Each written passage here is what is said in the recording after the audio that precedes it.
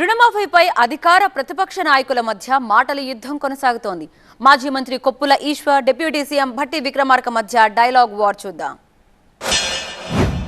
December 9 ఖచ్చితంగా 2 లక్షల రుణమాఫీ చేసి తీర్తమని ఈనాటి ముఖ్యమంత్రి, ఆనాటి పిసిసి అధ్యక్షునిగా ఈనాటి ముఖ్యమంత్రి గారు రేవంత్ రెడ్డి గారు చెప్పినారు. మీరు డిసెంబర్ 9కి అమలు చేయకపోయినా ఇప్పటికే 5 వాయిదాలు పోయినాయి. 5 వాయిదాలు పోవడంతో పాటు మీరు ఏ ప్రాంతానికి పోతే ఆ ప్రాంతం యొక్క దేవుని మీద ఒట్టు పెట్టుకున్నారు.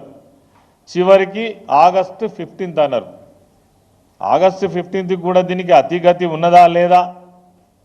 అసలు ఆగస్టు 15 ఇవ్వడం కోసం మీరు చేస్తున్న ఏర్పాట్లు ఏంది? మొన్న క్యాబినెట్ మీటింగ్లో చాలా హడావుడి చేసిండ్రు. ఒకే దఫాలో మేము మొత్తం మందికి ఇచ్చేస్తామని. ఎవరికి ఇస్తారు? ఎట్లా ఇస్తారు? రైతు బంధు డబ్బులు ఇయర్ అని ప్రచారం చేశారు. కాంగ్రెస్ వస్తే రైతు బంధు ఇయర్ అని. వాళ్ళు ఇయర్ అని కళల్లోనే ఉన్నారు. మేము ఒకటేసారి వేసేసినాం అందరికి 7,500 కోట్లు ఒకటేసారి. రుణమాఫీ చేయరు అన్నారు.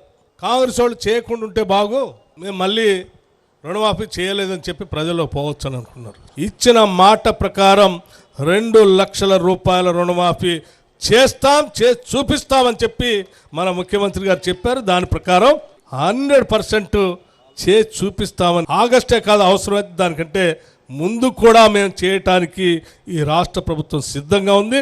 చేసి చూపిస్తాం కూడా.